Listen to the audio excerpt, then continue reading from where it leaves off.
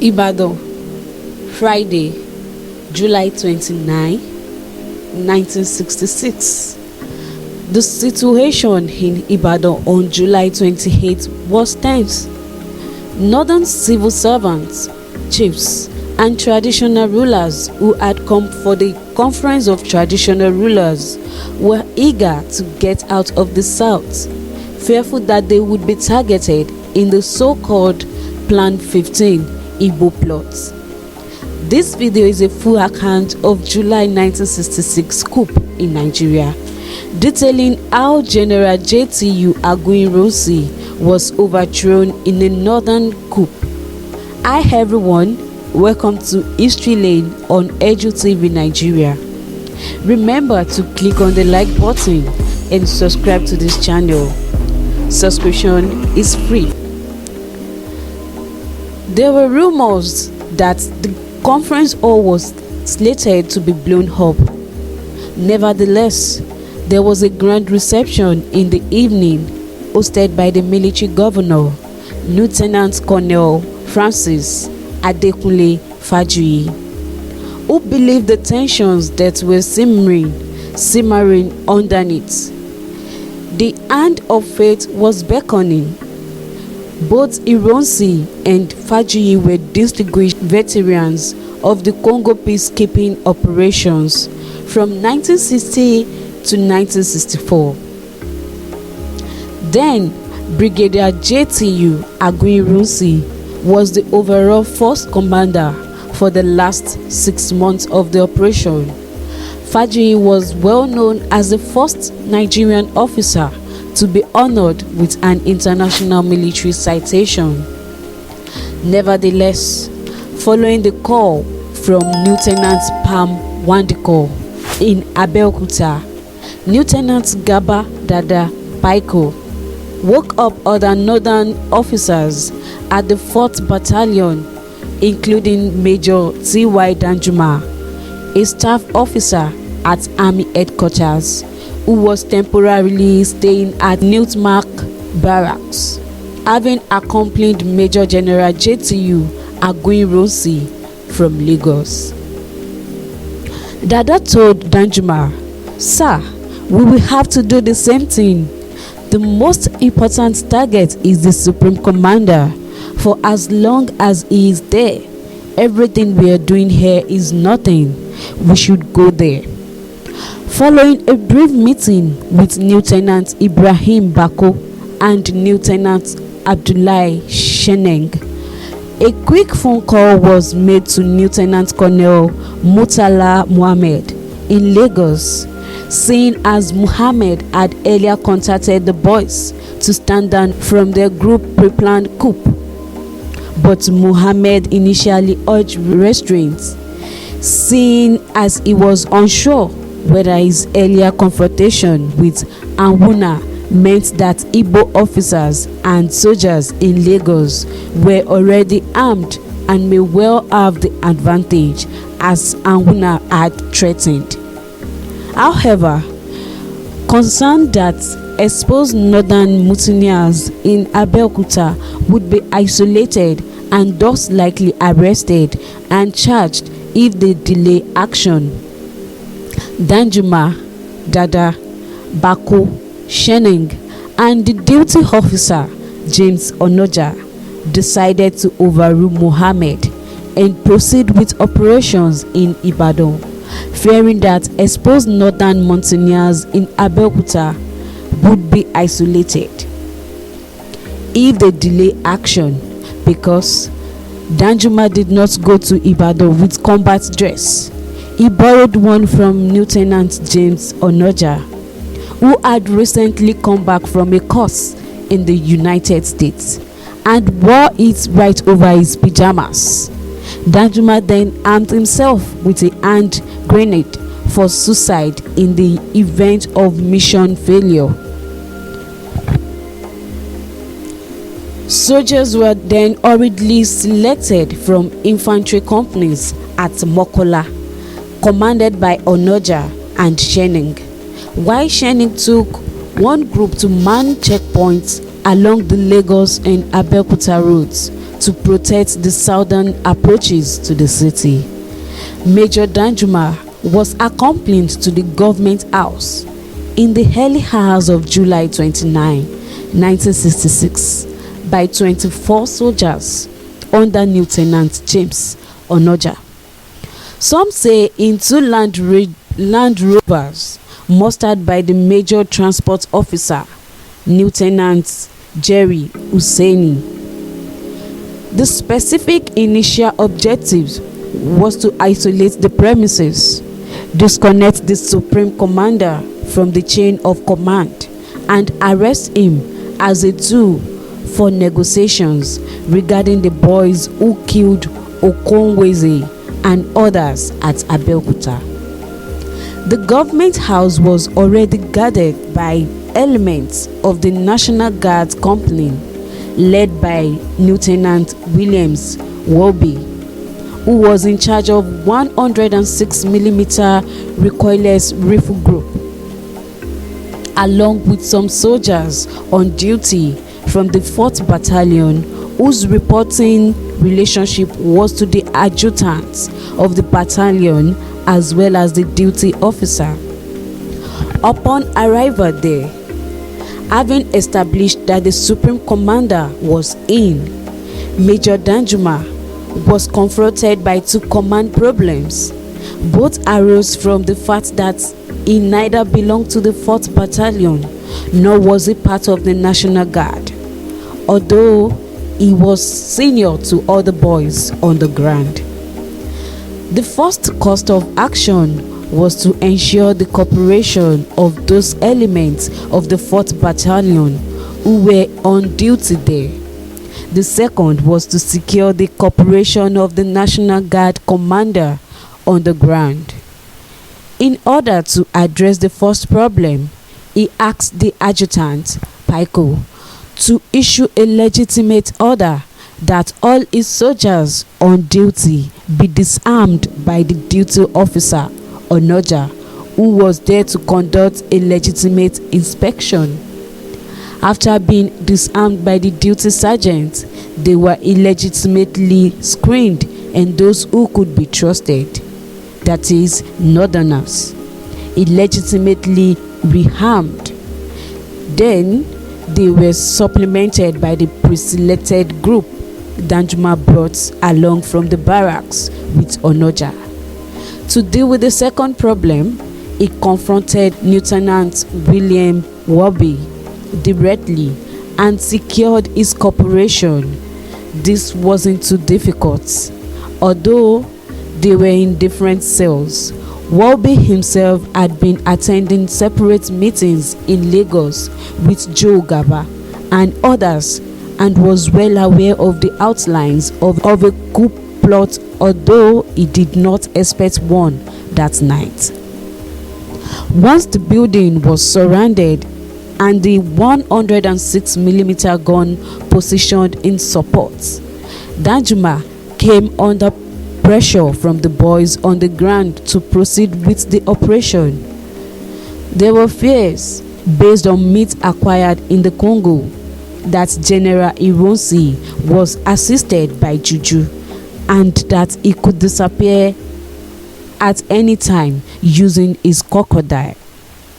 Junior officers who had come to join the party urged immediately attack, some even suggesting a repeat performance of the Nzeogu assault on the Nasarawa Lodge in Kaduna in January. They wanted the 106mm weapon used to bring down the complex. Danjuma resisted the pressure. Lieutenant Colonel Hilary Njoku, commander of the 2nd Brigade in Lagos, then emerged from the main building and was walking right past the soldiers on duty, moving toward the gates. According to an account which says he came up from Lagos with Ironsi, had been staying at the guest house next to the main lodge, but was at the main lodge where Ironsi was staying, socializing with both Ironsi and Fajiri.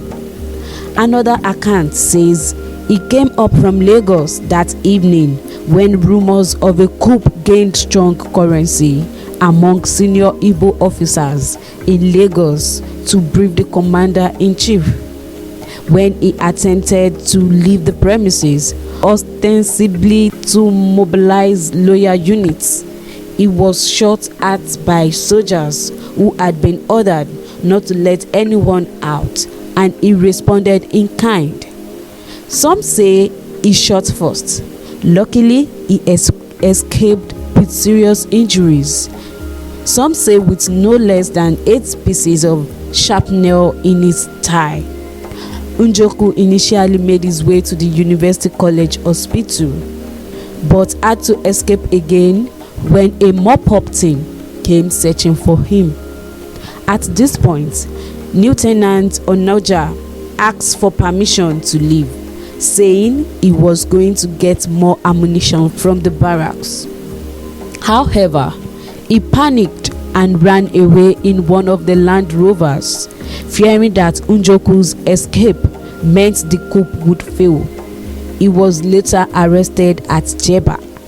When it became apparent that Njoku had escaped, Danjuma, guarded by 2 soldiers, made rounds to check all guards' position around the lodge and was moving towards the guest house when he heard the phone there ringing.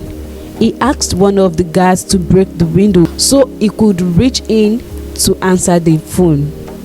On the other end of the phone was Yakubu Gowon, who demanded to speak with the brigade commander. According to General Danjuma, this is how the conversation went. Danjuma: hello. Gowon: hello. I want to speak to Colonel Njoku. Danjuma: may I know who is speaking? Gowon: my name is Gowon, Yakubu Gowon. Danjuma: Ranka Dede, this is Yakubu Danjuma. Gowon: Yakubu, what are you doing there? Where are you? Danjuma: I am in the State House here. Gowon: where is Brigadier Commander? Danjuma: he is not around. Gowon: have you heard what has happened?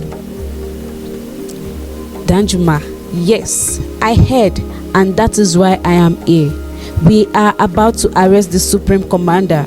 The alternative is that the Igbo boys who carried out the January coup will be released tit for tat since we killed their own officers. Gowon: can you do it?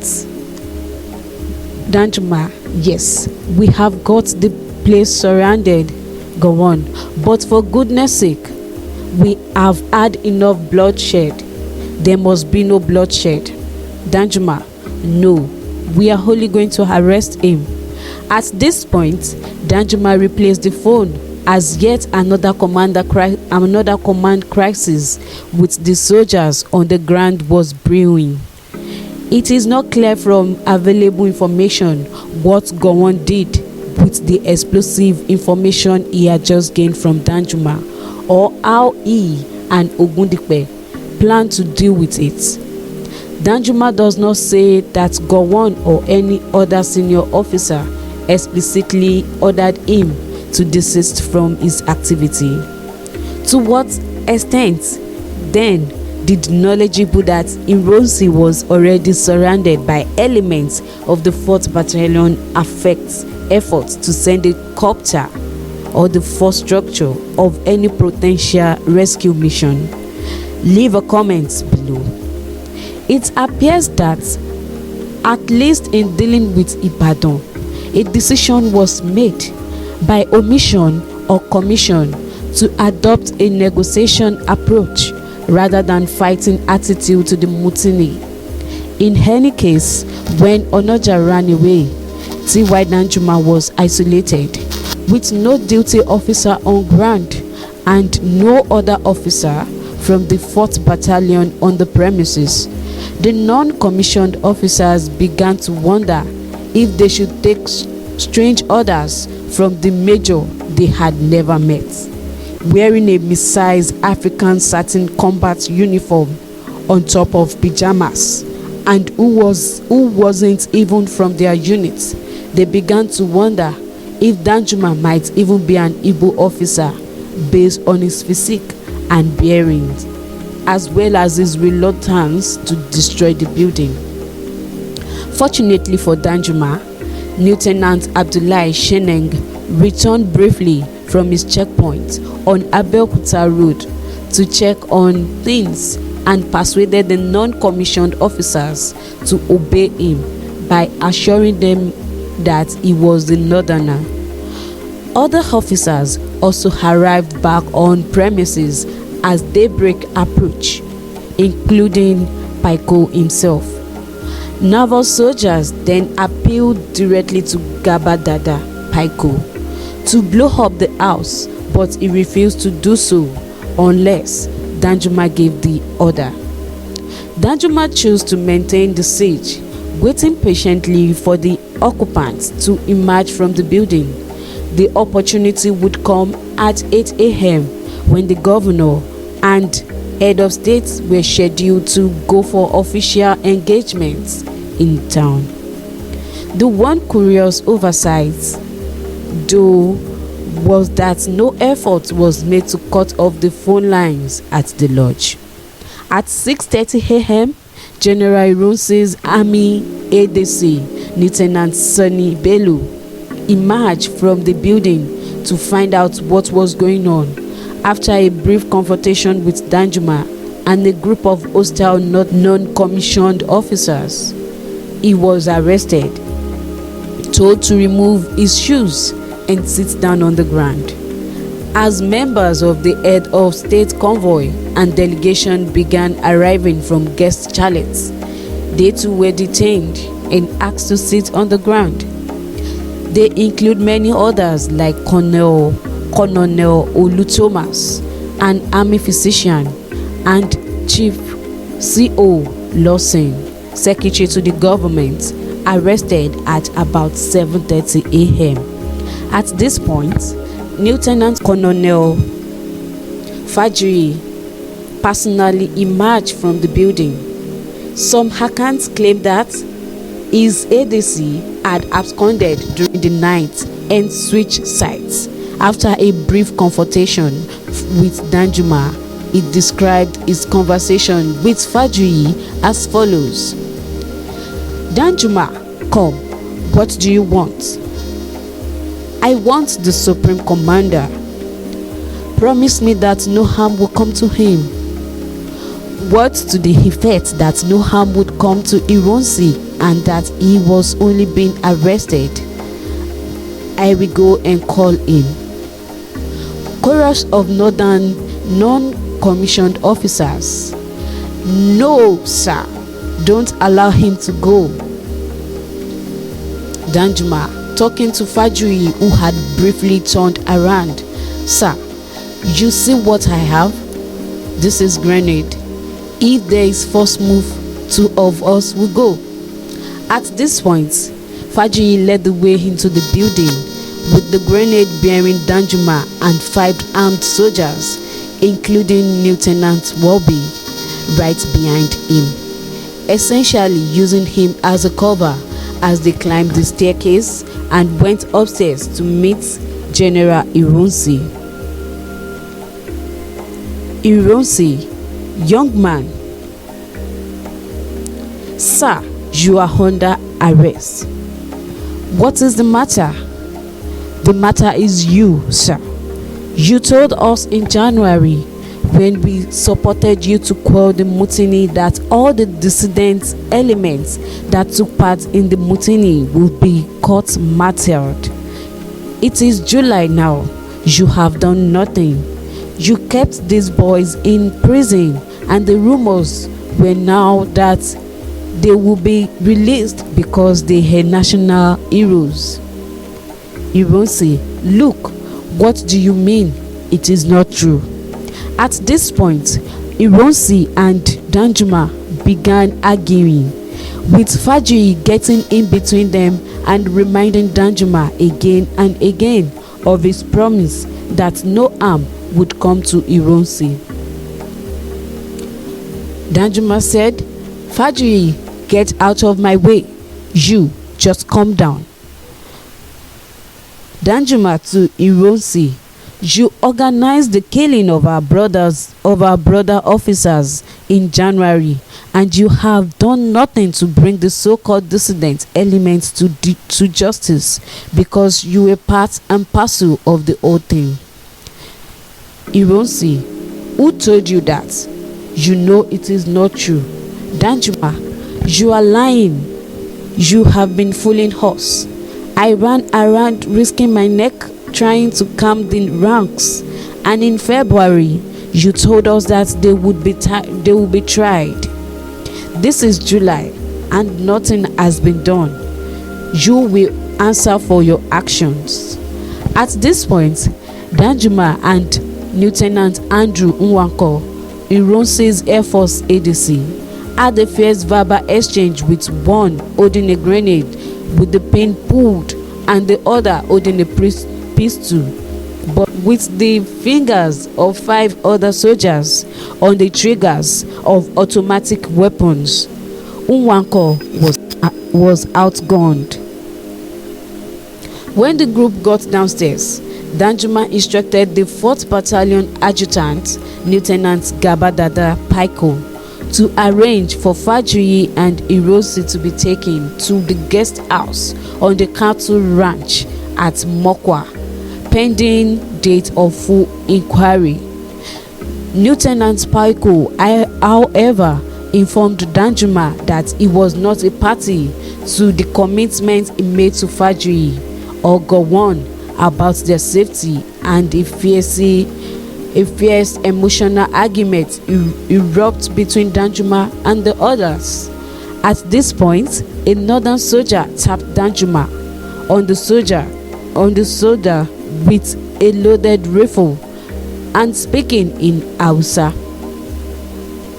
said, "These foolish young boys, that is the kind of leadership you have given us and messing us up. They killed all your elders and you are still fooling around here. The man you are fooling around here breathes will disappear before you know it." The other soldiers agreed with this soldier and pounced on both Ironsi and Fajuyi, wrestling them to restrain any movement. Danjuma, faced with one command crisis after another all night, had finally lost control. Fajuyi turned to Danjuma and said, "You gave us the assurance." Danjuma replied, "Yes, sir. I am sure you will be all right." He was wrong. 2 Land Rovers took the captives away, while Danjuma each hiked back to the barracks. Both Ironsi and Fajuyi were squeezed into the front seat of one vehicle, while Ironsi's ADC, Lieutenant Bello, and Nwanko were behind.